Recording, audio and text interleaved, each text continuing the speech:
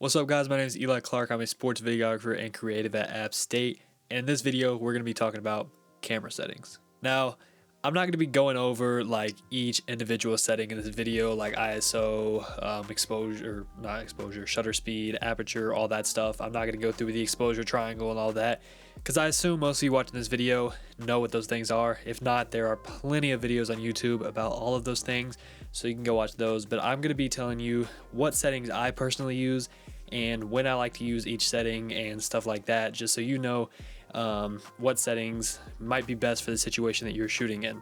So the first thing that I want to go over before we get into any setting is what cameras I actually shoot with. Now, I'm a Sony guy, so I shoot almost all of my videos on the Sony a7 IV and the Sony FX3. My A cam is the Sony FX3 and my B cam is the Sony a7 IV.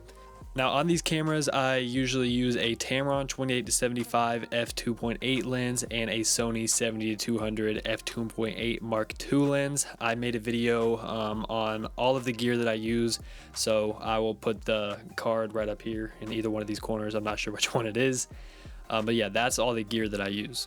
Now, gear matters and doesn't matter at the same time, and I say that because some cameras have capabilities that make your videos look a lot better, like 10-bit color.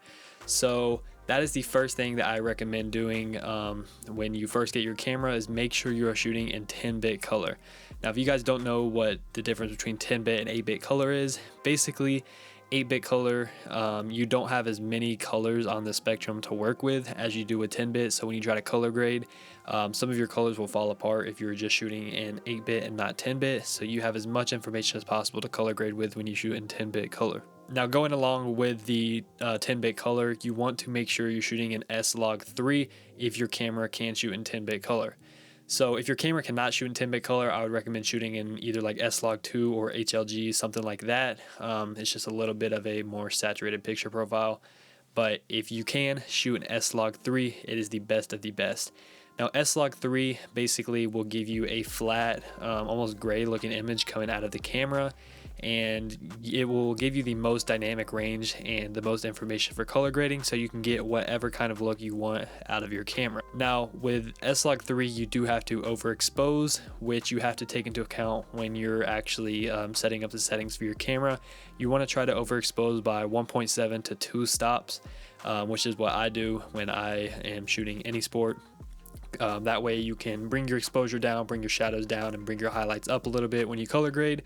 If you guys do want to check out my color grading pack, or my LUT pack, it is in the description. It has, I think, 5 or 6 different LUTs that you can use for indoor basketball, and I'm working on an outdoor one also. The next thing I want you guys to make sure of is that you're shooting in manual. Now, I know this sounds pretty self-explanatory, like who doesn't shoot in manual, but I know too many people that just get their camera and throw it in auto or throw it in aperture priority or something like that. But please shoot in manual and dial in the settings from there, because it will make your videos look so much better. You don't want your camera to have to guess what settings to use. Now we'll get into the nitty-gritty of it and talk about frame rates. So with frame rates, most cameras can shoot 24, 30, 60, and 120 frames per second. And when shooting sports, you usually want to stick to a higher frame rate, so either 60 or 120 frames per second if your camera is capable of it. But I say that with an asterisk because you don't want to always shoot in 120 frames per second, even if you can. And there's 2 reasons for that. The number one reason for me is storage. I don't have unlimited storage. Storage costs money, and I know most of you probably don't have unlimited storage either. So having the smaller file sizes is really important to me sometimes. So I usually shoot everything in 60 frames per second. Now, whether you're shooting, or whether I shoot 1080 or 4K, just kind of depends on the project. So if a client is like really needs 4K footage, then obviously I'm going to shoot in 4K. But it just kind of depends. If it's a personal project or if it's just going on social media, a lot of the times I'll just shoot in 1080. But yeah, it doesn't really matter, 4K, 1080, but storage, it will make a big difference. So with 24 frames per second, I use this sometimes, very rarely I would say. You have to be going for a certain look when using 24 frames per second to shoot sports. and you want to use 24 frames per second when you know you're not going to want to slow anything down, because I edit in a 24 frame per second timeline. So if I drop 24 frame per second footage in that timeline, I'm not going to be able to slow it down at all, and I want to have that natural motion blur when I shoot in 24 frames per second. I almost never shoot in 30 frames per second, and that's just because if I'm going to shoot in that low of a frame rate, I'm just going to go ahead and go straight to 24. Now, 60 frames per second is where I shoot most of my footage, and the reason for that is because you can slow it down to 40%, so it is capable of being slow enough in almost every scenario.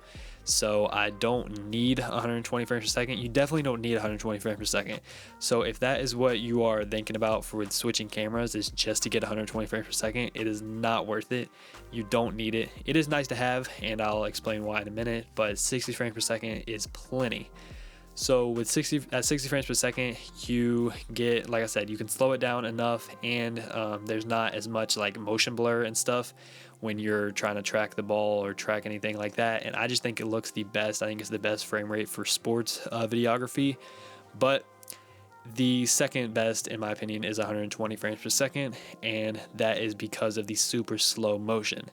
Now, when I'm shooting a basketball game or football game or any game really, I shoot most of the game in 60 frames per second, except for warm-ups and the very end. So in warm-ups, I'll shoot 120 frames per second just because that's usually when you're going to want the slowest slow motion, like maybe some reaction shots, stretching, just some warm-up dunks, something like that. You're going to want to be able to slow those down as much as you can.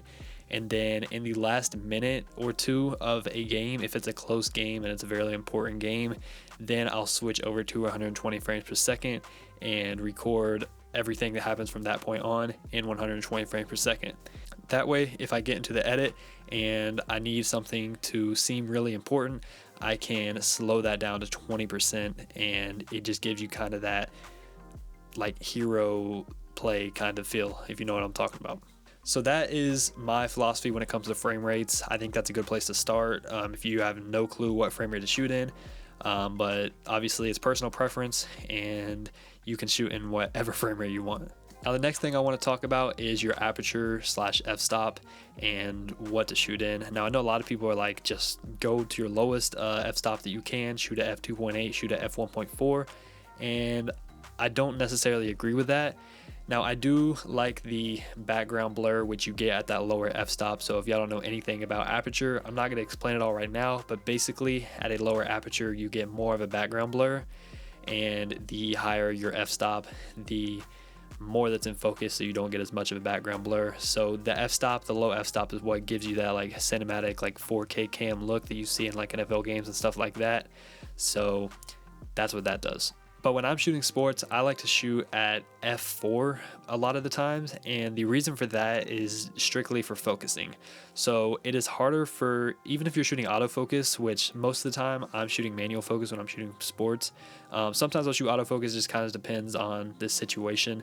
But either way, it is harder for your camera to pick up focus and keep focus at f2.8 than it is at f4, and same when you're manual focusing. It's a lot easier to keep everything in focus at f4 or even f5.6 than it would be at f2.8.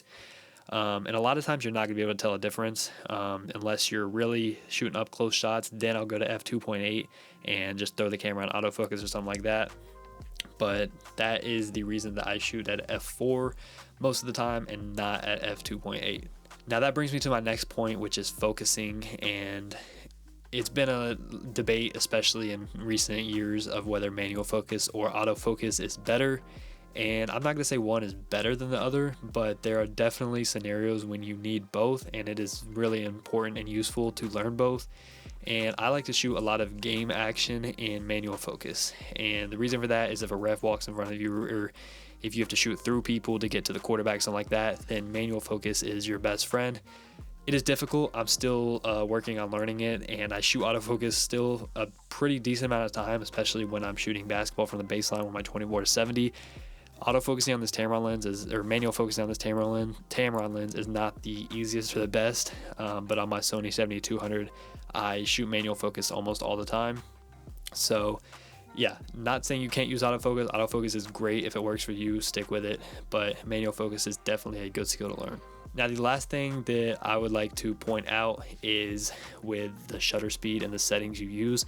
So I know the rule of thumb is to double your shutter speed. So if y'all don't know, if you're shooting at 24 frames per second, you want to try to shoot at 1/48 shutter speed.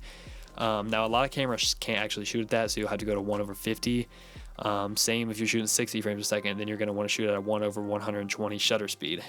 And that is a good rule of thumb, but I don't think that that should always be the case, and it's definitely not always the case for me.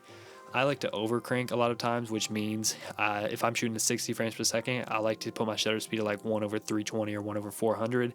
And the reason for that is when I slow it down, I'm going to get that nice and smooth slow motion, so I'm not going to have as much motion blur or anything like that. So it's almost going to look like a picture, like it's going to be a sharp picture for each frame instead of like a motion blur. So it's really personal preference, but I like to overcrank, not all the time, but most of the time I do. And then if you have all your settings perfect and you are still overexposed, especially outside, that's when you're going to want to throw an ND filter on the front of your lens.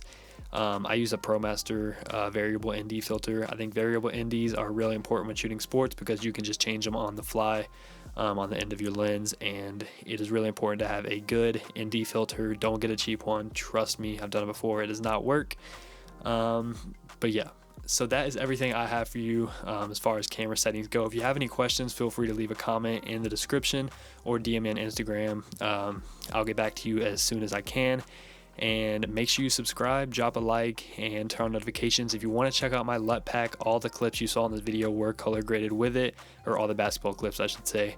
So go check that out in the description, and it will just help support the channel. I appreciate y'all watching this video, and I'll see y'all in the next one.